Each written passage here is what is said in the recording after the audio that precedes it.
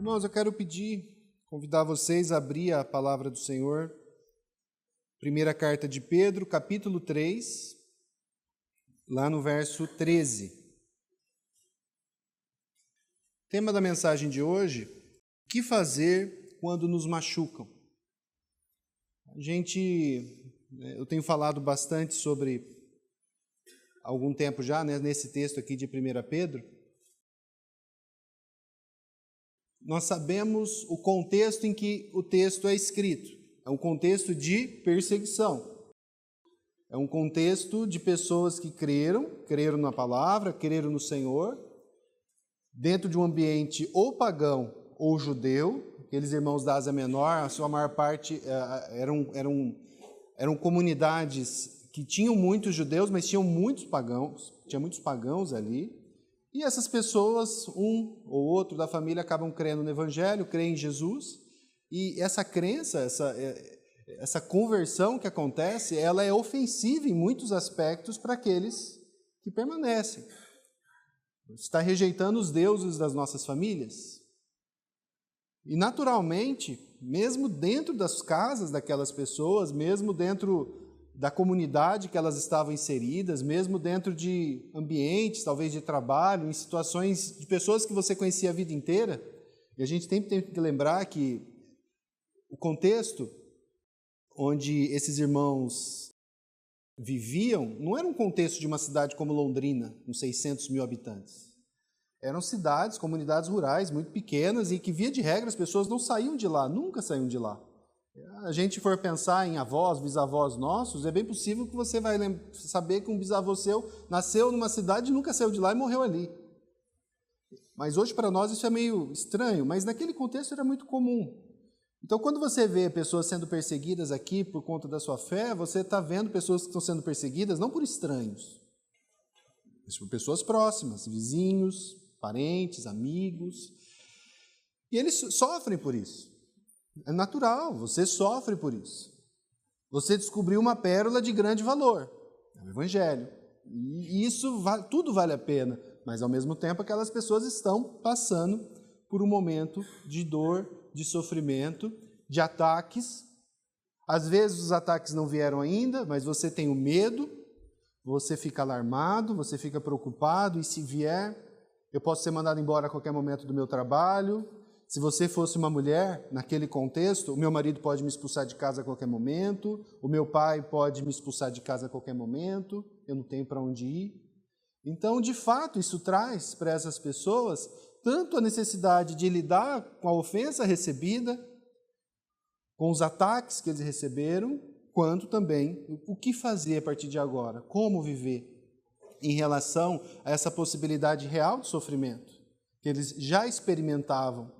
Às vezes eles não estavam passando agora, mas o irmão estava passando, o outro estava passando, e a pergunta é: quando vai ser a minha vez? Quando vai ser a minha vez? Essa era a grande pergunta.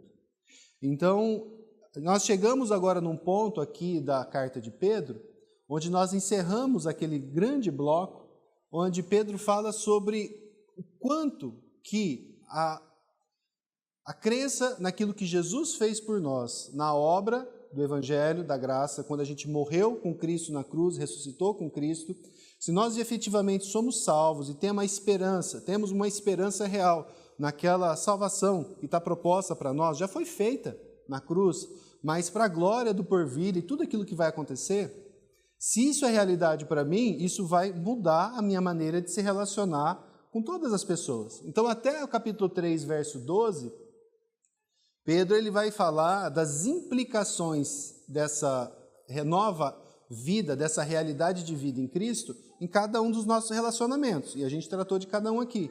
Como que vai ser agora para um marido em relação à mulher, a mulher em relação ao marido, o cidadão em relação ao Estado, o filho, a gente não falou do filho, ele vai falar um pouquinho de filho um pouco mais lá na frente, né? Paulo fala sobre filhos. Mas em todos os relacionamentos nossos, como que isso vai implicar? É impossível você dizer que creu no Evangelho e a sua vida não mudar. Você tratar as pessoas exatamente do mesmo jeito que você sempre tratou. Isso não faz o menor sentido. Novo nascimento implica nova vida. alguém que nasceu de novo e continua vivendo exatamente a mesma vida que estava vivendo antes, essa pessoa não nasceu de novo, ela vive ainda a antiga vida. E esse novo nascimento que implica uma nova vida, esse processo de santificação, é algo que é o Senhor mesmo que nos dá, Ele que nos capacita para fazer, mas implica mudança de vida, e isso tem que ficar claro para nós. E isso vai influenciar diretamente nesse novo bloco que se inicia agora na carta. Lembra? É uma carta que alguém pegou um dia e escreveu. Então aqui não são verdades separadas umas das outras, ela é um grande bloco escrito de um homem, um apóstolo, inspirado pelo Espírito Santo para um grupo.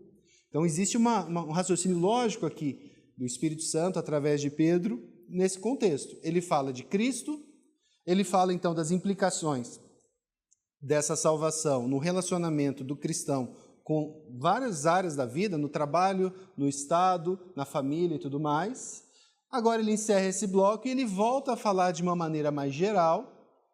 E até o capítulo 5, onde acaba 1 Pedro, ele vai falar especialmente das questões sobre o sofrimento que ainda vamos passar e que estamos passando. Naquele contexto era real e que hoje pode ser real ainda para muitos de nós e vai ser em algum aspecto. E também a respeito do serviço cristão. A gente vai falar sobre isso também, mas chegando lá no capítulo 5. Então, o texto que eu havia me proposto a falar para vocês hoje era 1 Pedro, do capítulo 3, do verso 13 até o 18. Mas eu estava preparando e eu achei que seria melhor a gente diminuir um pouco. Tem muita coisa para ser falada, a gente não tem pressa. Tem muitas verdades muito substanciais aqui que eu acho que compensaria e vale a pena a gente se debruçar, meditar, mastigar e meditar efetivamente nelas. Então, para não ficar muito extenso, eu preferi dividir em 2 blocos. Hoje a gente vai falar a primeira parte. Semana que vem, o Senhor permitindo, a gente termina no verso 15 até o verso 18. E o texto é esse. Ele diz: Ora, quem é que vos há de maltratar se fordes zelosos do que é bom? Mas ainda que venhais a sofrer por causa da justiça, bem-aventurados sois. Não vos amedronteis, portanto, com as suas ameaças, nem fiqueis alarmados. Antes, santificai a Cristo como Senhor em vosso coração. Vamos orar mais uma vez. Senhor, eu quero pedir para que o Senhor use, Pai, do Teu Espírito Santo, do Teu cuidado e do Teu amor para tratar conosco essas verdades tão sérias e tão verdadeiras e tão maravilhosas, Senhor, que são aptas, Pai, para tratar com o nosso coração, para nos colocar no caminho certo, para tirar o medo, para tirar, muitas vezes, a revolta, para tirar tudo aquilo que é de ruim, Senhor, não simplesmente por um pensamento positivo. Não é isso, Senhor, mas olhando para Cristo, e olhando para aquilo que o Senhor fez, e olhando para a salvação que um dia o Senhor operou em nós, e olhando para o perdão que um dia o Senhor deu a nós. Que o Senhor nos guie através disso, que o Teu Espírito Santo haja, Pai, e fale poderosamente para conosco. Se há alguém aqui, Pai, que não creu ainda na Tua verdade, no Teu Evangelho, que é o único lugar que há poder para a salvação, Pai, e para a paz verdadeira, e para o perdão verdadeiro, Pai, eu peço que o Teu Espírito Santo converta essas pessoas. E se for da Tua vontade, Pai, aqueles que já creem no Senhor, eu peço, trata com eles, trata com perdão, trata com misericórdia, traz, Pai, para eles, joga fora todo medo, todo desespero, Senhor, tudo aquilo que de fato faz com que nós, mesmo tendo sido salvos pelo Senhor, tenhamos ainda uma vida tão triste aqui nessa terra, Pai, mesmo tendo motivos de grande alegria. O Senhor tenha misericórdia de nós, em nome de Jesus. Amém. Amém? Então, vamos lá. 1 Pedro 13, até o verso 15. Já fizemos a introdução. E o primeiro ponto que eu vou falar é o sofrimento por causa da justiça. Lógico, isso aqui pensando no contexto geral que vai até o verso 18, tá? Então, eu subdividi aqui alguns pontos um pouco menores, baseado nesses textos que a gente vai ler hoje, que é só até o verso 15. Mas por que falo da sofrimento por causa da justiça? Porque existe sofrimento que não é por causa da justiça. Existe sofrimento que é baseado no seu pecado, no fato de você ser uma pessoa que desobedece ao Senhor, de você ser uma pessoa que vive uma vida totalmente errada, e você vai ter sofrimento decorrente disso. Esse não é o sofrimento por causa da justiça. tá bom? Não é esse o assunto do que Pedro está escrevendo aqui, depois no verso 17 ele vai deixar isso mais claro. Mas o sofrimento que ele está tratando aqui são de pessoas que estão sofrendo por causa da sua fé, por causa de Cristo, e não porque são ladrões, porque são mentirosos, porque são rabugentos, porque são sovinas, porque são mal-humorados. Esse sofrimento é seu, ele não é por causa do Cristo, ele não é por causa da justiça. E aí, no verso 13, ele deixa isso bem claro para nós. Olha o verso 13. Ora, quem é que vos há de maltratar se fordes zelosos do que é bom? Isso é uma pergunta que ele faz. Se a gente parar para pensar, você se lembra que a gente leu um pouquinho antes, nos versos 12 anteriores ali, o trecho anterior, Pedro ali ele fez uma citação do Salmo 34. E naquela citação ele faz uma pergunta e ele coloca ali, fala, quem quer ser feliz? Quem quer ter dias bons aqui na terra? E aí ele vai dar várias orientações, lembra? Refreia a língua do mal, faça o bem, não faça o mal. E ele vai falar, sabe aquele que te persegue? Abençoe. Então ele vai trazer uma série de orientações para nós a respeito da forma como a gente deve lidar, inclusive com aquele que nos persegue, né? Se a gente quiser, então, ter uma vida feliz, a gente deve cuidar do nosso procedimento, fugir do mal, fazer o bem, sabendo que o Senhor cuida.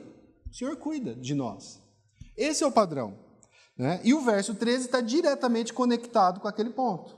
Ele é uma continuação. Então ele fala, olha, você quer ter uma vida boa? Faça o bem. Não faça o mal, fuja do mal. É o que se espera de um cristão, não pela sua força, em Cristo Jesus, mas é isso que se espera de um cristão. E aí ele continua e faz essa pergunta, quem é que vai te maltratar se você for zeloso daquilo que é bom? Você faz o bem? Você é uma pessoa boa? Você é uma pessoa que pratica boas obras, que está em Cristo e que vive uma vida de acordo com a palavra de Deus? Quem que vai maltratar vocês? Por que vocês vão ser maltratados? O que ele está tratando aqui, irmãos? Para ficar bem claro, antes da gente entrar no assunto principal. Ele está falando de um princípio muito claro para nós e que a Escritura traz, que é o princípio da semeadura e da colheita. O que é o princípio da semeadura e da colheita? Tudo aquilo que você planta, você colhe.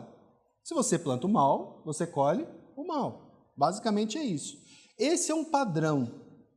Esse é um padrão que se repete tanto nas Escrituras quanto na nossa vida. Se você perguntar para um ímpio, uma pessoa que nunca passou, nunca entrou dentro de uma igreja, ele sabe o que é isso.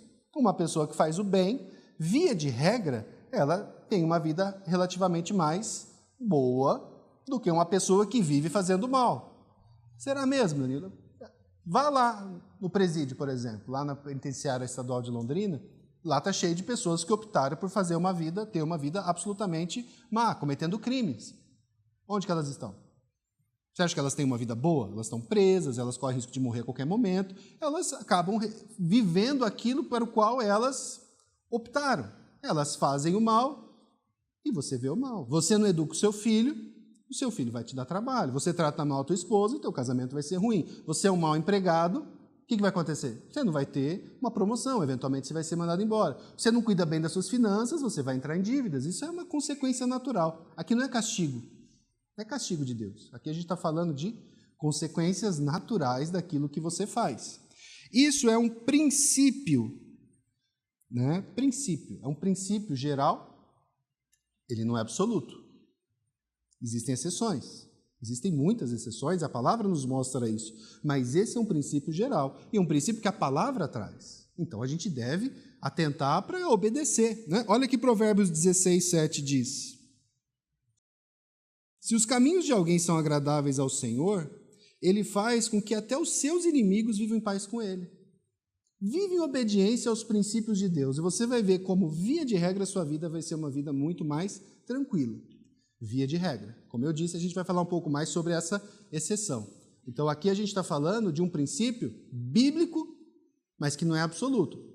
Eu citei aqui o que para vocês? Provérbios. Provérbios é cheio de princípios bíblicos, mas que eventualmente a gente olha, são regras de prática, mas que eventualmente exceções são permitidas, porque aquilo é baseado numa regra geral, mas eventualmente vai ter situações em que aquilo não vai acontecer. É o caso desse texto aqui que eu estou falando para vocês também. E aí eu queria fazer a primeira aplicação com vocês aqui nesse texto. Ora, quem que há de maltratar se for de zeloso o que é bom? Então, assim, você crê, agora eu quero que você olhe para você mesmo. Você acha que você é muito maltratado pelos outros? Você acha que todo mundo vive brigando com você? As pessoas costumam te evitar? Sempre quando você entra numa discussão pessoalmente, na internet, praticando esporte, qualquer coisa, sempre arrumam confusão com você? Se isso é um padrão na sua vida, um padrão, eu não estou falando uma exceção, se isso é um padrão na sua vida, pode até ser que seja tudo uma grande, enorme coincidência. Grande coincidência. Toda vez que eu vou no lugar, eu arrumo confusão. Toda vez. Coincidência. Eu nunca faço nada. Anos e anos e anos. Eu nunca fiz nada. Toda vez, eu não sei o que acontece. As pessoas olham para mim e fazem coisa e me tratam mal. Pode ser. É uma possibilidade ínfima. Mas existe essa possibilidade. Mas é muito improvável. Tá? Se você é o problema em todos os lugares onde você está, é bem possível que o problema seja você. Você. Possivelmente você é uma pessoa desagradável, possivelmente você é uma pessoa que vive em pecado, você é uma pessoa que não respeita os outros, você não escuta os outros, você não ama as pessoas e você trata mal as pessoas. E você faz o que é mal. E você, então, por isso que todo mundo briga com você, você discute com todo mundo, por isso que as pessoas fogem de você, ninguém quer conversar com você. Sabe por quê? Porque você está desobedecendo as Escrituras, você desobedece a palavra. Não é normal que uma pessoa viva sendo atacada e atacada e atacada por todo mundo, numa situação padrão, como a gente vive aqui, e a culpa é tudo dos outros. É dos outros, é dos outros. Faça o teste, troque de igreja. Vai ver se também lá você não vai ser a pessoa que arruma confusão. Troca de trabalho, vai ver se você também não vai ser. Irmãos, não é normal viver uma vida de briga. Você conversa com muitas pessoas e fala assim, qual foi a última vez que você se envolveu numa briga? Eu falo, eu não me lembro. Isso é o normal de uma vida adulta. Criança, adolescente, ainda lá. Mas para um adulto não é normal viver brigando. Não é normal. A gente sabe que há situações familiares mais complexas. Isso pode vir a acontecer. E ali a gente não tem muito para onde fugir em algumas situações. Inclusive de você ter que se posicionar. Mas em situações de dia a dia, se você é uma dessas pessoas que vivem atraindo confusão, como um para-raio de confusão, preste atenção no teu comportamento. Então é hora de você, de fato, se colocar diante do Senhor, ser humilde para reconhecer que possivelmente a culpa é tua. A culpa é tua. Eu saio de todos os meus empregos brigado com meu ex-patrão. Todos os patrões são ruins. Tem gente que trabalha 40 anos na mesma empresa. Então, assim, se coloque diante de Deus, peça perdão a Deus. Sabe onde que você vai encontrar força? É no Senhor. Mas sabe onde você vai encontrar direção para você ver que, de fato, Senhor, não é isso que eu quero viver na minha vida? Você pode ir, por exemplo, para os frutos do Espírito. Esse que é o problema. Você consegue entender que o problema é falta do Espírito Santo, é falta de você experimentar as realidades do Senhor na sua vida? O que Gálatas 5:22 vai falar dos frutos do Espírito? Preste atenção nesses frutos que eu vou falar para você e pergunte a si mesmo, se você viver manifestando esses frutos que são do Espírito Santo, se você acha que você vai viver arrumando confusão em tudo quanto é lugar que você vai. Amor, alegria, paz, longanimidade, benignidade, bondade, fidelidade, mansidão e domínio próprio. Manifeste isso daqui.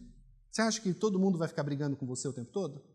Então, se você vê que você... eu não estou falando para ninguém aqui, eu estou falando para cada um de nós. Se você percebe que você tem muitas lutas nessa área, as pessoas estão te maltratando, talvez todo mundo, talvez você não seja zeloso do que é bom. Talvez você não esteja experimentando os frutos do Espírito. Agora, não manifestar os frutos do Espírito é um sintoma muito grave. Se nós temos dentro de nós o Espírito Santo de Deus, é natural que os frutos apareçam, desabrochem, surjam. Não tem fruto do Espírito nenhum. Você precisa se arrepender, você precisa clamar a Deus por esses frutos, você precisa se colocar diante dele. E deve haver disposição sua de fazer isso, desejo real. Vai ter corte na carne? Claro que vai. Toda vez que alguém fala uma coisa, eu respondo na lata. Esse é o seu padrão. É um padrão errado, mas é o seu padrão. Eu sou assim. Agora você olha aqui e vê, por exemplo, longanimidade. Sabe o que é longanimidade? É você ter paciência quando te ofende e não responder na hora. É você esperar, pensar e ter misericórdia. Longanimidade é um princípio, é um atributo, sabe de quem? De Deus. Sabe por que Deus não destruiu Adão e Eva lá na hora que eles cometeram aquele pecado? Porque ele foi longânimo, ele preferiu esperar, fazer a obra dele e depois ele ia tratar com cada um. Então, perceba, você não é tudo isso que você pensa que você é. O mundo não está em volta de você. Tá? Então, Deus está no centro de tudo, o Senhor está no centro de tudo. Você precisa se arrepender. Reflita, e tem que aprender isso, você tem que refletir a Cristo aqui na terra. Você é um embaixador de Deus aqui na terra. Então, por amor a Ele, busque refletir a Cristo, e não você mesmo. E você vai ver como que você vai conseguir ter libertação de muitos desses eventos tão tristes e tão ruins que eventualmente acabam acontecendo na sua vida e que são um padrão, muitas vezes, na vida de muitos. Tá bom? Voltando, então, para o tema do sofrimento por causa da justiça. Porque o texto e o que Pedro está falando aqui não é sobre essa situação. Isso aqui é um parênteses. Ele está falando agora e focando e pensando naquelas pessoas que sofrem perseguição não porque cometeram pecados contra outros, mas porque creram no Senhor, por causa da justiça. E essas são as exceções. E aí, se você parar e pensar, qual que é a maior de todas as exceções a esse princípio? Quem foi aquele que jamais cometeu nenhum mal, nenhum pecado? Ou seja, ele nunca plantou nenhum mal, mas ele colheu todo o mal. Foi Jesus. Jesus nunca plantou mal algum, mas ele sobre si carrega todo o mal de todos os tempos, de todo o universo, todo aquele mal que nós fazemos. Então isso mostra que há sim exceção, e a Bíblia não está sendo contraditória, ela mesma coloca isso, o texto aqui coloca isso. Assim também acontece com homens e mulheres de Deus em toda a história. Eles não plantaram mal, mas foram perseguidos sem motivo algum. Não plantaram mal. Não fizeram nada. A única coisa que eles fizeram foi: eu acredito que Jesus é meu Senhor. E já foi suficiente. E é isso, então, que o texto vai prosseguir dizendo. Mas ainda que venhais a sofrer por causa da justiça. Vocês conseguem entender a diferença do verso 13. O verso 13, se você fizer o que é bom, fica tranquilo. Geralmente não vai acontecer nada. Mas, às vezes, você vai fazer tudo o que está aqui no verso 13. Mas você creu no Evangelho, você creu na justiça de Deus, e por causa dessa justiça estão te perseguindo. Então a gente está indo agora para aquelas situações de perseguição por causa do Evangelho. Você vê de maneira bem clara que é por causa da justiça. Não foram perseguidas porque eles foram chatas, violentas, más e pecadoras. E o que fazer nesse caso? E eu achei muito interessante que, se a gente for olhar agora os próximos versos, eu vejo ali que o Espírito Santo ele colocou para nós, para o nosso consolo, para a nossa direção. Consolo, porque quem sofre precisa ser, em primeiro lugar, consolado. Se você encontra uma pessoa que está sofrendo por algo que aconteceu na sua vida, lógico, todos nós temos palavras de aconselhamento para dar e devemos fazer isso, mas a primeira coisa que essa pessoa precisa é ser consolada. Então ele traz uma palavra de consolo, baseado em uma constatação que ele faz, e ele também vai trazer, então, uma orientação e um comando. Qual que é a constatação que ele faz para trazer consolo para todos nós e para todos aqueles que são perseguidos ou que foram ou que estão machucados por causa da justiça ou por causa daquilo que creem? A primeira coisa que ele vai dizer é uma verdade que está implícita na nossa salvação. Está implícita no caso de quando nós somos perseguidos injustamente por causa do Senhor. E está ali, quando você vem a sofrer por causa da justiça, você é bem-aventurado. E o que significa bem-aventurado? Bem-aventurado é uma felicidade, é uma alegria que não é uma simples felicidade, uma simples alegria, é um privilégio, é algo muito sério, é algo muito bom, é algo que a gente deve buscar. Quando eu sofro, quando eu apanho, quando me machucam por causa daquilo que eu creio, ou simplesmente porque eu não fiz nada, simplesmente porque eu estava ali, quando isso acontece, eu sou perseguido por causa da justiça, A Bíblia vem e traz uma palavra, meus irmãos, que é para ser uma palavra de consolo para você. Você é bem-aventurado, e bem-aventurado é algo que a gente deve ansiar ser. Nós devemos ansiar por ser bem-aventurados.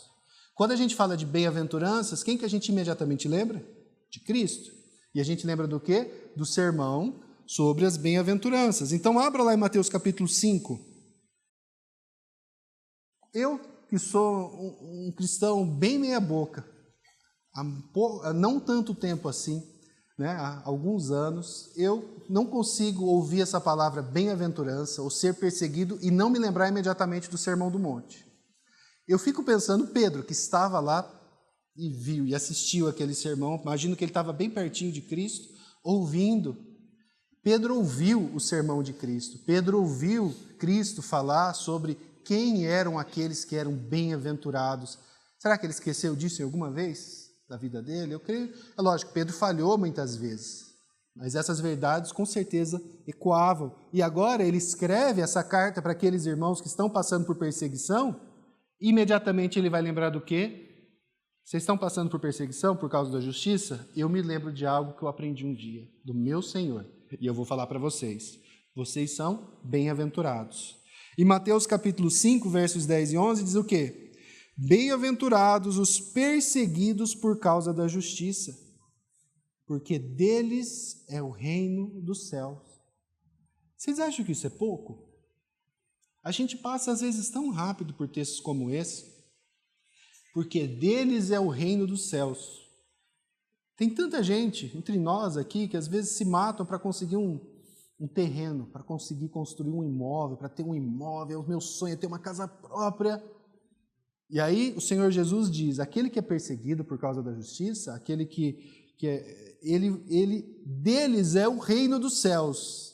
Aí você fala, deixa isso para lá, eu estou preocupado com o meu terreno aqui na terra. Isso mostra como que a gente tem, às vezes, afeições confusas, buscando e olhando para coisas pequenas, que não valem tanta pena assim. Bem-aventurados são vocês quando, por minha causa, os insultarem e os perseguirem, e mentindo, disserem todo o mal contra vocês. Vejam, aqui não tem nada a ver com o verso 13. Aquelas pessoas ali sofrem porque fazem maldade mesmo. Mas aqui a gente está falando de pessoas que não fizeram nada. Às vezes não fizeram mesmo, simplesmente estão quietos e estão sendo perseguidos porque creram no Senhor. E mentem sobre elas, perseguem elas, ofendem elas. Como você se sente quando isso acontece? É gostoso? Não é. A gente sofre. É natural que a gente sofra. E essa deve ser para nós uma verdade que traz consolo para a gente. Então, assim, eu não quero dizer que se você está sofrendo porque alguém está te perseguindo por causa da justiça, você é um mau crente. Onde já se viu, você tinha que estar feliz porque te expulsaram do grupo da família, porque te expulsaram, não vão te convidar mais para a festa de fim de ano, porque você tem que estar feliz. Veja, nós somos seres humanos criados à imagem e semelhança de Deus, vivemos aqui na Terra com afeições, com emoções, com sentimentos, e quando isso acontece a gente sofre. Se não sofrêssemos, não faria o menor sentido Deus nos dar palavras de consolo. Ele nos dá palavras de consolo, Ele nos dá porque Ele sabe que nós sofremos, né? E a gente não gosta de sofrer. E não é errado você querer ter uma vida melhor. Como que o texto que a gente estudou semana retrasada falava? Você quer ter uma vida feliz? Eu quero ter uma vida feliz. Então não é errado você querer ter uma vida feliz. E no que depender de nós, a gente pode e deve buscar, mas isso não vai acontecer sempre. Isso não vai acontecer sempre. Quando a gente olha aqui esse texto, você está vendo pessoas que não fizeram nada, que eles não deram causa à perseguição que eles estão sofrendo. E aí, quando você olha isso, o que você pode fazer? O que eu posso fazer se os meus amigos não querem mais olhar para a minha cara porque eu sou cristão? O que eu faço? O que você pode fazer? Você pode rejeitar a sua fé e voltar. Isso é uma possibilidade. Não, mas isso para mim não é uma possibilidade. Então, o que você pode fazer? Você consegue mudar o coração de alguém? Não, e se eu dar presentes? E se eu correr atrás? E se eu for? E se eu pedir de joelhos? Você pode até tentar, talvez você consiga com um ou com o outro, mas você consegue entender que o último lugar que você deve olhar para tentar resolver a situação são as circunstâncias? Porque as circunstâncias você não vai mudar. Você não consegue mudar. Você não vai fazer que as pessoas, de uma hora para outra, comecem, tá bom, a gente não vai te perseguir mais. Isso está fora do teu controle.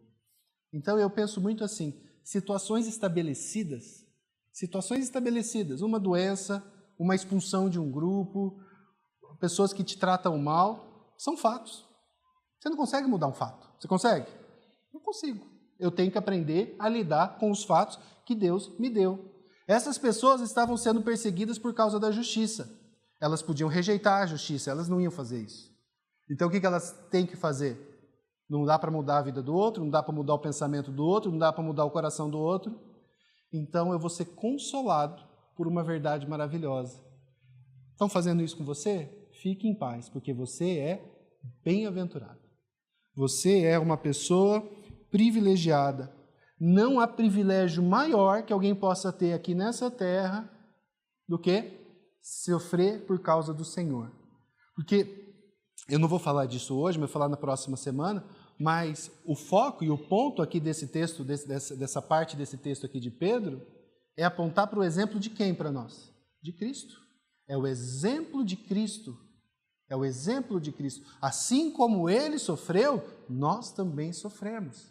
É o exemplo de Cristo que nos leva, que nos condiciona, que nos mantém de pé. E esse é o grande ponto.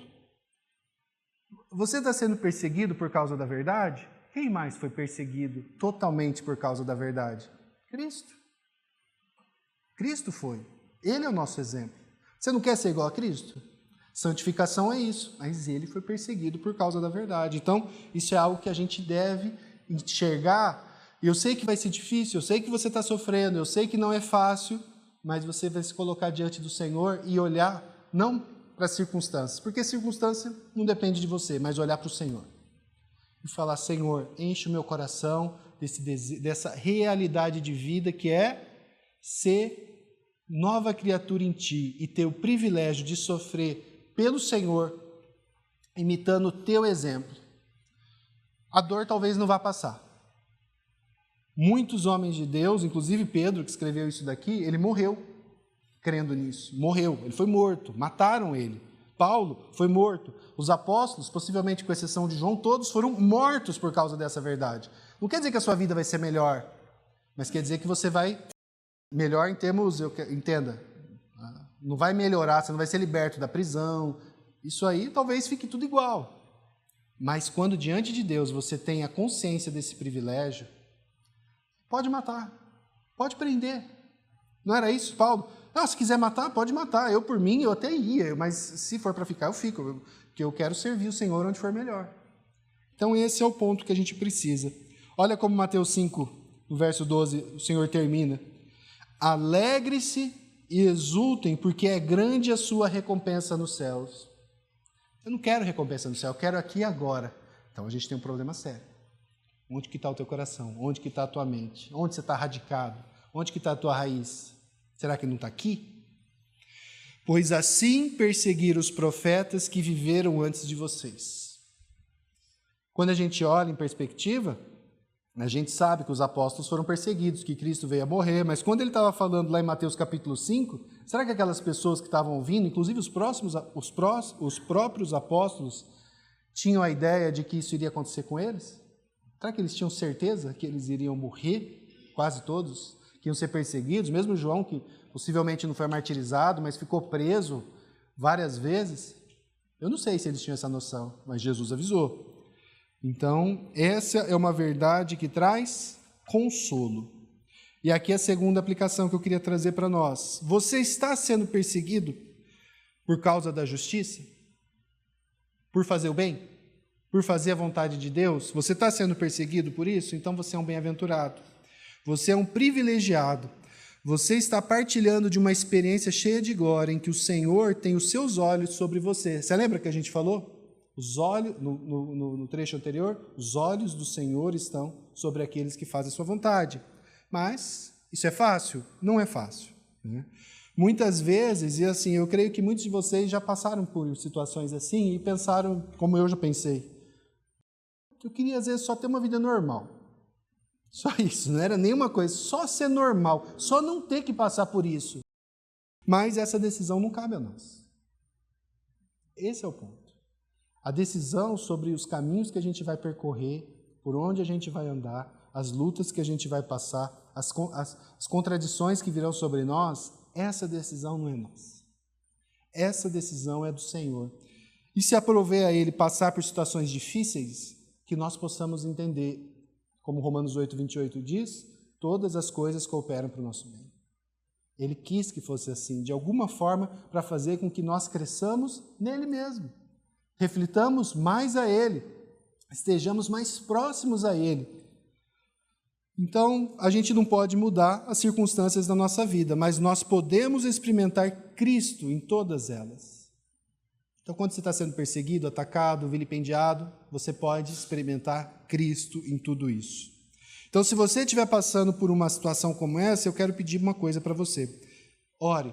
Peça a Cristo para te capacitar a enxergá-la com os olhos dele, não com os olhos do mundo. Os olhos do mundo ensinam o quê? Você decreta que a doença vai embora, você decreta que o dinheiro venha, você decreta que vai dar tudo certo.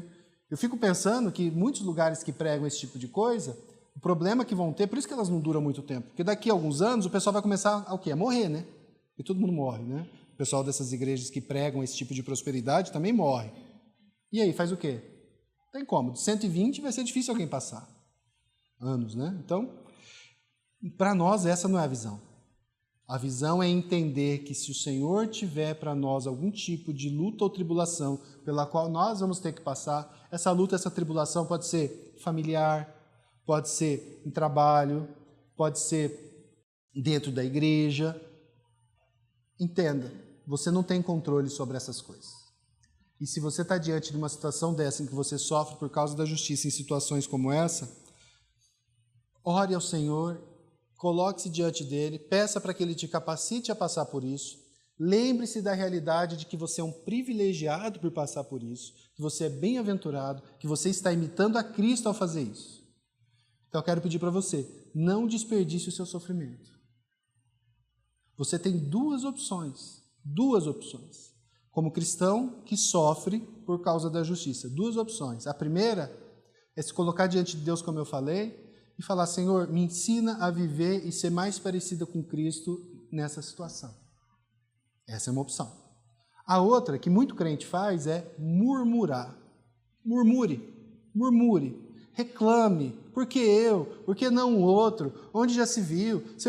Se Deus é tão bom, por que ele faz isso comigo? A minha vida está pior agora. Como é ruim, como é difícil. Por quê? Eu não aceito. Murmure. Só que isso é pecado. E Deus detesta a murmuração. E quando você olha para aqueles judeus no deserto, e foram mortos, todos eles no deserto, eles foram mortos por quê? Aqueles judeus que não chegaram à terra prometida, todos eles que fossem murmuração. Não era porque eles fizeram, porque um adulterou, porque o outro fez aquilo. Todos esses são pecados, precisam ser tratados e são tratados pelo Senhor. Eles não conheceram a terra prometida porque eles murmuravam. Crente murmura muito. Se você acha que o que Deus precisa te dar é aquilo que é o de bom e do melhor, em termos de saúde, financeiro, relacionamentos, meus irmãos, então abandone a Bíblia, procure uma igreja que não prega a Bíblia, que prega só coisa boa para você. Mas, entenda, é outra religião. Não é isso que Jesus ensinou, não é isso que a gente está lendo aqui. Tá? Que fique bem claro isso. Depois vem uma orientação. Olha a orientação que ele vai dar. Primeiro uma constatação que é para trazer segurança, consolo. Ele vai dizer, não vos amedronteis. Não tenha medo, portanto, com as suas ameaças, porque vão te ameaçar, vão fazer ameaças contra você. Então, quem sofre, está sofrendo, mas aqueles que você está olhando e está vendo, vai vir, a onda vai chegar em mim. Não vos amedronteis, portanto, com as suas ameaças, nem fiquei alarmados. Então, quando nós somos atacados ou ameaçados, é normal que nós tenhamos medo, que ficamos alarmados, preocupados com o que vai acontecer. Isso é normal, foi Deus que colocou isso na nossa fisiologia para nos preparar para lidar com as situações. Ok, tem algo acontecendo, eu já estou aqui, meu corpo está preparando para lidar com aquilo. Mas a orientação que o Senhor nos dá através de Pedro é de que nós não podemos nos deixar dominar por esses sentimentos de medo e preocupação. No fim, você ficar alerta não é pecado. Se se preparar não é pecado, mas se deixar dominar por isso e a todo tempo você querer ficar se antecipando a toda e qualquer possível situação e já sofrer de antemão por isso, você vai ter uma crise de ansiedade logo, logo. Uma baita de uma crise de ansiedade. E você vai sofrer. Não é isso. Você pode se atentar para as coisas e ficar atento. Ok, isso não é problema nenhum, mas a gente não pode nos deixar levar ou dominar por esse sentimento de medo e de alerta diante dos problemas. É interessante que aqui, Pedro, mais uma vez, vai fazer uma citação do Antigo Testamento. A gente acabou de ler o Salmo 34 no último estudo, e agora ele vai fazer uma citação de Isaías capítulo 8. Se você quiser, você pode abrir lá, Isaías capítulo 8, verso 11. Qual o contexto desse texto aqui de Isaías, quando esse trecho que a gente vai ler e que Pedro faz uma citação dele? Qual é o contexto? Naquele momento lá, do capítulo 8, a Assíria, que era uma das grandes nações da época, estava negociando com o Reino do Norte, com Samaria, o Israel, com o Reino do Norte, estavam conspirando e negociando contra Judá, onde ficava Jerusalém, o Reino do Sul. Agora imagina, você tem o seu inimigo e de repente o seu inimigo está se sentando para conversar com um inimigo muito mais poderoso e você sabe que eles estão todo mundo junto falando de você. Como vamos destruí-los? Como que vamos atacá-los? Como que o povo recebe essa notícia? Ele fica apavorado. Então o Brasil está em guerra, está discutindo com a Argentina, e vai ter briga com a Argentina, vai ter guerra com a Argentina. A gente está tranquilo, a Argentina a gente dá conta. Aí você descobre que a Argentina está sentando com a Rússia, com a China, e está todo mundo... Aí já é mais preocupante, aí o negócio é mais difícil. Basicamente era isso. Judá sempre vivia cheio de escaramuças lá com o povo do norte. Mas quando a Síria está sentando para conversar junto, e a Síria era a grande potência, aí a gente tem motivos para ter medo. E um povo estava com medo. Os grandes do mundo estão conspirando contra nós. Nós temos motivos para ter medo. Então o Senhor vai para Isaías e diz o que para ele? Verso 11. Porque assim o Senhor me disse, tendo forte a mão sobre mim. Eu não sei o que será isso, hein? Tendo forte a mão sobre mim. E me advertiu que eu não andasse pelo caminho deste povo. Eu suponho aqui, eu não fiz o estudo, o Flávio que é o especialista em Isaías, eu não estudei aqui esse texto especificamente, mas você consegue perceber que possivelmente Isaías também passou por esse medo, esse alarme? O Senhor me disse, tendo a forte mão sobre mim, e me advertiu que eu não andasse pelo caminho do povo. Possivelmente, ou ele andou, ou ele estava sendo tentado a andar. A gente tem motivo para ter medo. E ele disse... Não chamem conspiração a tudo que esse povo chama conspiração. Qual que era a conspiração? Dos assírios com Samaria. Não chamem, não temam aquilo que o povo teme, nem fiquem apavorados. Fique calmo.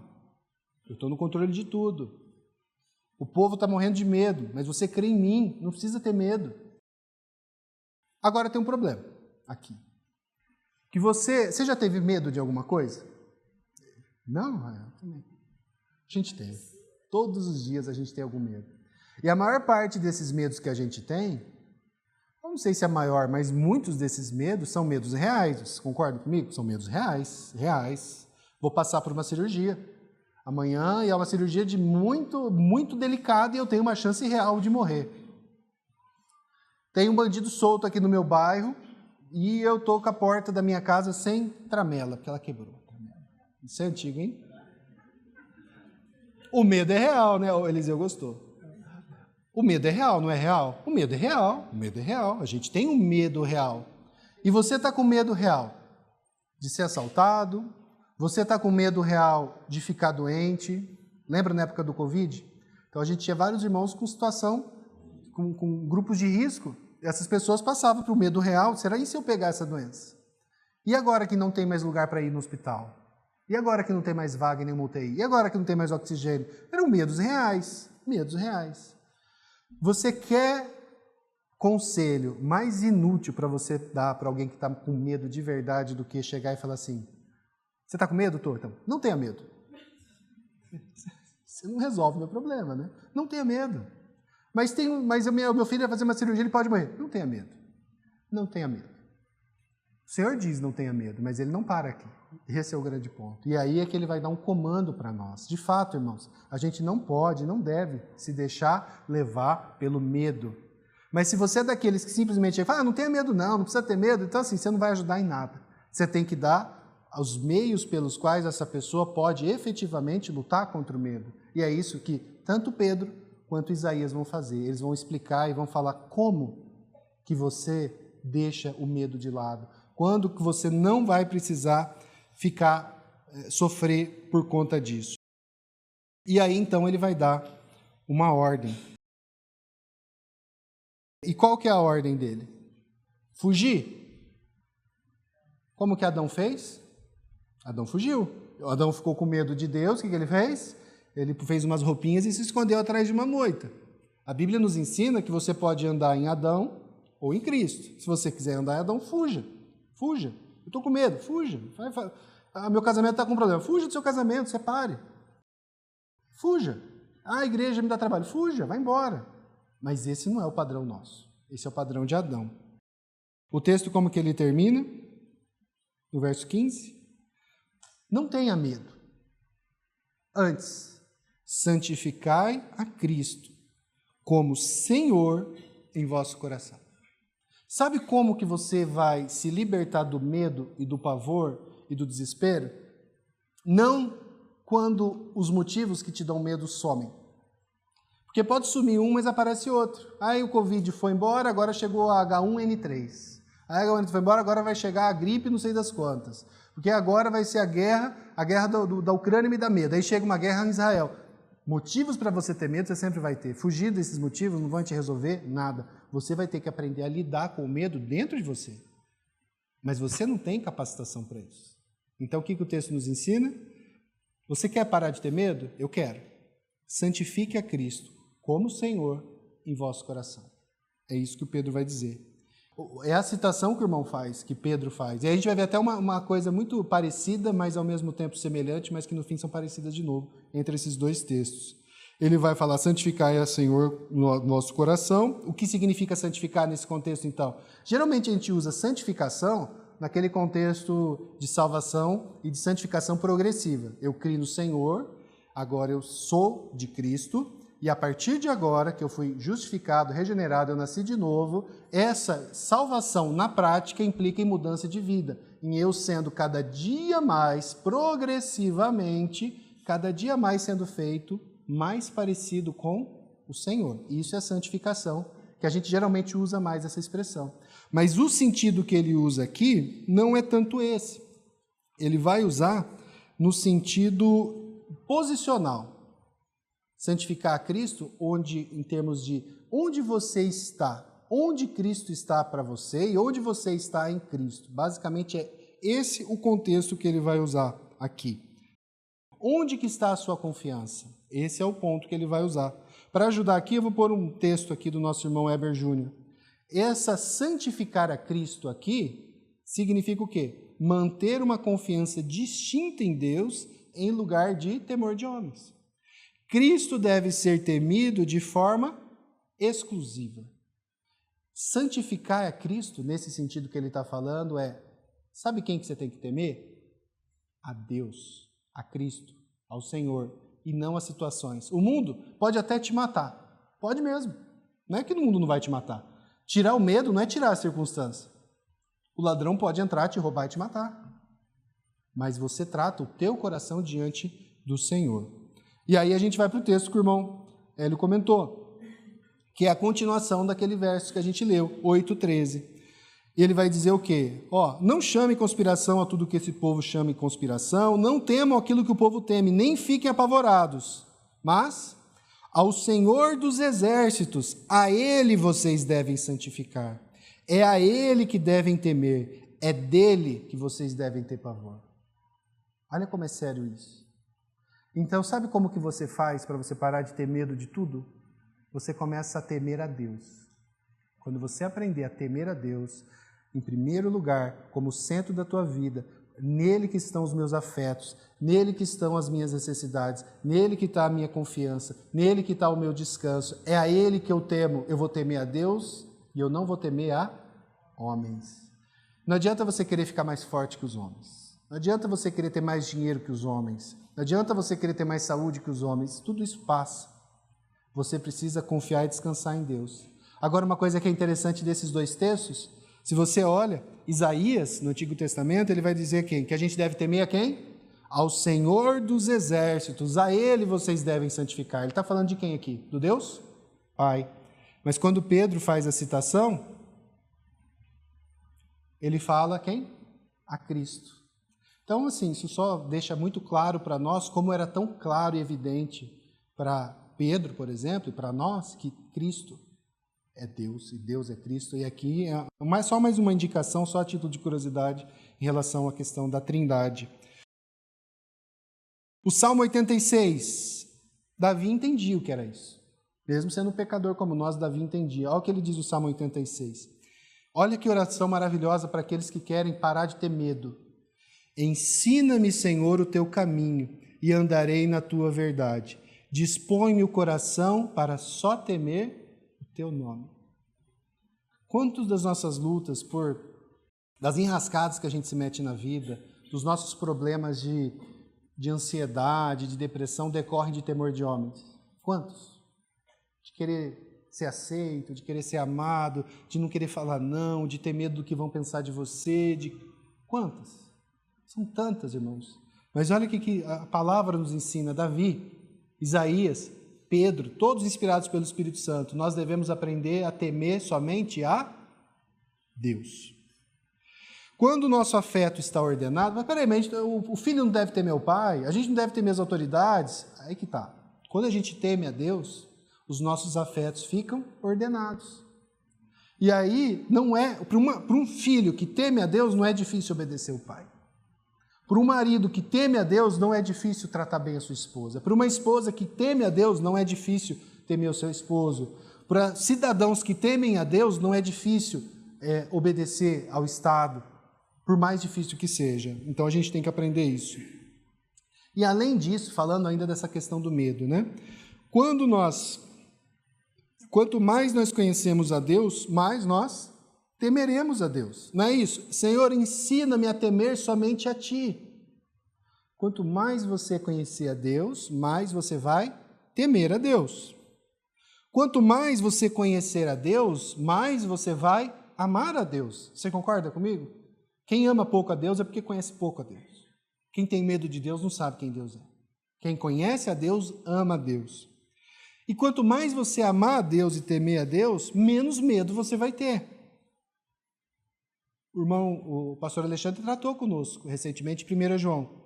Vamos abrir lá 1 João capítulo 4, se você quiser, verso 15. O que está escrito ali? Aquele que confessar que Jesus é o Filho de Deus, Deus permanece nele, e ele permanece em Deus. E nós conhecemos, veja aí aquela questão posicional, onde nós estamos. E nós conhecemos o amor, e cremos nesse amor que Deus tem por nós. Deus é amor. E aquele que permanece no amor, permanece em Deus. Gente, muita gente usa errado essa expressão Deus é amor, tá? Mas ela é bíblica, ela é real, ela é verdadeira. Não rejeite isso porque a gente fala um monte de abobrinha em relação a isso. Deus é amor, sim.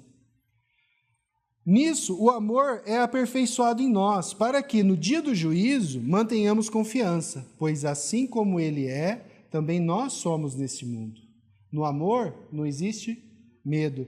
Pelo contrário, o perfeito amor lança fora todo medo. Como que eu faço para parar de ter medo? O amor. Mas que amor é esse? O amor no Senhor. É o santificar a Cristo como Senhor em meu coração. É confiar nessa realidade, é descansar nisso, é ter isso como certo. Em Cristo isso pode ser real. Você se colocar diante dele e clamar a ele para que isso seja real na sua vida. E aqui mais duas aplicações para a gente encerrar. Primeiro, eu repeti a pergunta, você tem medo? Eu sei que você tem, eu também tenho. E medo do quê? Vamos pensar nos seus medos. Você tem medo do quê? Da morte, pensar em medos normais, né? De faltar dinheiro, de ficar doente, medo da dor. Né? Às vezes eu não tenho medo da morte, mas eu tenho muito medo de dor. Nossa, eu detesto passar por dor. Tudo que eu vou fazer no médico, eu peço, faz eu dormir? Eu falo, não, isso não precisa, é só uma estetoscópio. Não, mas faz eu dormir, por favor, eu tenho muito medo de dor. Brincadeira, viu, irmãos? Eu exagerei um pouco aqui, tá? Mas assim, tudo isso que eu falei para vocês são exemplos reais, que se você não está passando hoje, você vai passar. Ah, está tudo bem na sua vida. Olha, que bom que está tudo bem na sua vida. Agora eu vou te falar uma coisa. Um dia, não vai ser hoje, não vai ser amanhã, mas você vai ficar doente. Mas um filho seu vai ficar doente. Seu pai e sua mãe vão ficar doentes, caso você os tenha. E sabe o que mais vai acontecer? Vão morrer. Alguém vai morrer. Pessoas próximas a você vai morrer. Dinheiro, tem dinheiro hoje? Muito bom. Mas pode ser que acabe. Pode ser que tenha uma outra crise econômica. Então, se a tua segurança depende dessas coisas, então você não só deve ter medo, você deve se desesperar, porque vai acontecer. Tudo de ruim que você pensa, lembra da lei de Murphy? Vai acontecer. Uma hora ou outra vai acontecer. Vai chegar esse dia. Então, onde que está a sua solução para o problema do medo? Em tentar resolver as coisas de tal forma que nada disso vai acontecer? Eu vou fazer um esquema aqui na minha vida que eu nunca vai faltar dinheiro. Ou, isso está na internet, pesquisem lá, um bilionário americano que está criando um sistema tudo de estudos para que ele está com 60 e poucos anos e ele tem um corpo de 19. A meta dele é não morrer. Ou que demore muitos anos. É isso que você vai fazer? Não vai resolver. Se você tem medo, né, a sua segurança está nessas coisas, não tem mesmo o que fazer. Mas como João, Pedro e Isaías disseram, no Espírito Santo, se você está em Cristo, aquele que por sua morte venceu a morte, não é qualquer morte, é a morte, você não precisa mais temer. Não porque você esteja isento de coisas ruins, mas porque elas não são nada perto daquilo que Cristo conquistou. Porque nós estamos nele, posicionados nele, e ele está em nós, nós podemos confiar. E veja o que o texto de João diz. Você pode confiar no dia do juízo, que é o grande e terrível dia, mas você pode confiar hoje também. O que podem te tirar que Cristo já não tenha redimido? Até a sua vida podem te tirar. Se você confia nele, ele já redimiu ela. Então você não tem motivo para ter medo, não tem nada que possam fazer, que possam te afastar do amor de Deus. A sua vida é dele, então você deve se regozijar nessa verdade. Não viva a sua vida sem desfrutá-la. Como crentes, a gente tinha que ser mais feliz. A gente tem motivo para estar feliz. As dificuldades desse mundo, elas existem, mas a perspectiva daquilo que nos espera, irmãos, é muito grande. Não só o que nos espera, mas aquilo que a gente já desfruta através daquilo que Cristo fez. Então, eu queria deixar isso claro para vocês. Você que é cristão e tem medo, olhe para o Senhor. Aprenda a confiar e descansar nele. Saiba que você está nele e nele você pode encontrar descanso. Eu quero experimentar mais isso. Eu sei disso, mas eu não experimento. Então, lembra de 1 João que eu falei? Conheça-o mais. Conheça-o mais. Como que eu conheço mais a Deus, a Jesus? Lendo a Bíblia, orando, convivendo de maneira ativa, verdadeira, se doando efetivamente para o corpo dele aqui na terra, que é a igreja. É assim que você vai conhecer mais a Cristo. Você não vai conhecer mais a Cristo sozinho em casa. Você não vai conhecer mais a Cristo jogando futebol o tempo todo. Você não vai conhecer mais a Cristo assistindo televisão o tempo todo. Você vai conhecer mais a Cristo e ter menos medo, obviamente, quando você, de fato, crê nele e conhece ele. E a última, e aí a gente vai encerrar sobre essa questão do medo, né? Eu estou falando, tudo isso que eu falei agora são para pessoas que afirmam crer no Evangelho, que creem em Jesus Cristo como Senhor e Salvador das suas vidas. Mas pessoas que não creem em Jesus Cristo como Senhor e Salvador da sua vida também têm medo. Vocês concordam comigo? Todo mundo tem medo. Então, se você rejeita aquilo que Jesus Cristo fez na cruz, você crê que de alguma forma você é bom o suficiente para entrar sozinho no céu, ou talvez precise só de uma ajudinha. Eu conversei com o irmão esses dias e ele veio confessar para mim e falou: irmão, eu estou já caminhando com vocês há um tempo já. E aí esses dias caiu a ficha para mim. Eu não ajudo em nada. Eu não ajudo em nada. Ele falou: eu fiquei uma semana mal em casa pensando, porque até então eu pensava, eu ajudo, eu faço alguma coisa. Tem algum mérito em mim. Ele falou: eu fiquei mal depois disso. Eu falei: mas graças a Deus, é Deus tratando. Mas digamos que tem alguém aqui, alguém ouvindo, que não, eu acho que eu mereço, eu acho que eu tenho uma autonomia, eu posso chegar no céu de alguma forma, eu não preciso permanecer em Cristo. Eu quero levar a vida do meu jeito, eu não gosto de gente me atrapalhando, esse negócio de irmão, igreja e família, tudo isso me atrapalha, eu gosto de ter a minha vida do meu jeitinho, total controle, sem ser dominado por nada, por ninguém, por circunstância nenhuma. Digamos que esse seja o seu caso. Então, nesse caso aí, duas opções. Né? Uma, o Marcos falou sobre pragmatismo, né? Uma bem pragmática. Se esse é o seu caso e você tem medo, então você não tem muito o que fazer. Assim, você não conhece a Cristo, você rejeita Cristo. Mas tem um método que é bem efetivo e bem eficaz. Drogas ajudam muito, lícitas e ilícitas. Tá? Então, assim, eu imagino que poucos de vocês aqui, não deve ter ninguém, talvez, que use drogas ilícitas. Mas lícitas, eu sei que tem muitas pessoas que usam muitas drogas lícitas. E não há problema em si usar drogas lícitas quando a gente tem, de fato, algo a ser tratado fisiologicamente. Não há. Mas se isso é uma fuga para você poder lidar com o seu medo sem tratar ele à luz da palavra, aí você está com uma fuga bem perigosa. Eu vou usar um medicamento, tarja preta, bem forte para eu permanecer dopado até o dia que ele venha, porque eu não quero sofrer. Irmãos, medicamento, drogas, são tudo aquilo que... Qualquer remédio é uma droga, mas assim, medicamentos, eles são feitos para tratar doenças, sintomas, situações, momentos, certo? Então, eu particularmente não tenho problema algum, eu mesmo já fiz uso em situações muito específicas, mas eles não curam nada, especialmente nessa área. Você vai precisar se colocar diante de Deus. Faça, acompanhe com o seu médico, mas entenda, cura é só no Senhor. Então, eu já falei aqui das drogas, o álcool é muito bom para isso, prazeres, entretenimento ao extremo, trabalhar bastante, ficar juntando dinheiro, isso dá sentido para a vida. Você com 92 anos, numa UTI, preocupado, cadê meu celular que eu tenho negócio para fazer? É bom para você mascarar o medo. Então, você tem medo, você não conhece a Cristo, então, lembra? Coma e beba, porque amanhã você vai morrer, mas aproveite mesmo. Tente mascarar o seu medo usando esses métodos. É uma possibilidade bem real. Eu espero que vocês não sigam por ela. Só tem um problema, você consegue mascarar por um bom tempo, especialmente se você tiver dinheiro. Você consegue viajar bastante, ter acesso a muitas coisas boas, você consegue esquecer, e tentar esquecendo até o dia da morte. Mas o dia da morte chega, e aí você vai se deparar com uma realidade sem Cristo. E aí é a misericórdia. Misericórdia. O Senhor tem a misericórdia. Mas você pode se arrepender dos seus pecados. Você pode se arrepender desse desejo seu de ter autonomia, de viver por sua conta própria, do seu jeito, para você mesmo. Você pode, de fato, se humilhar diante do Senhor e falar, Senhor, eu não dou conta. Eu não consigo, eu não quero viver desse jeito mais.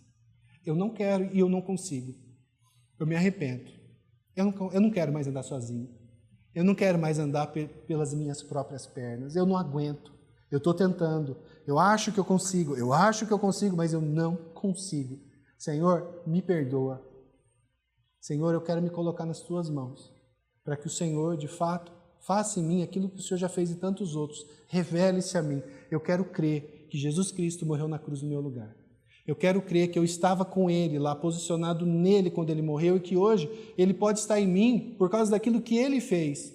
Eu rejeito a minha autonomia. Eu rejeito essa ideia de que eu faço, eu posso, eu quero, eu consigo, porque é muito pesado. É muito pesado. Lógico que quando você crê nisso, isso não quer dizer que a sua vida vai parar. Pelo contrário, ela vai começar de novo e você vai continuar fazendo coisas boas que você fazia antes com uma outra perspectiva. Uma perspectiva efetiva de eu faço isso para a honra e glória do meu Deus, não porque eu preciso fazer, senão eu vou para o inferno. Então, clame a Deus por isso. Se coloque diante dele, fale com ele, peça perdão a ele, entregue sua vida a ele, não tente andar sozinho. Você não vai conseguir. O medo vai continuar a te atacar. Nós encerramos hoje. Semana que vem nós vamos prosseguir com a continuação do tema. Então, assim, a minha pregação ela é dividida em duas partes. Então, eu gostaria muito que vocês que estão aqui hoje estejam também semana que vem, para que a gente possa concluir essa perícope, esse texto como um todo, para que a gente entenda de fato aquilo que Jesus fez por nós, como ele fez isso e como que o exemplo dele de fato deve nos guiar em relação a isso.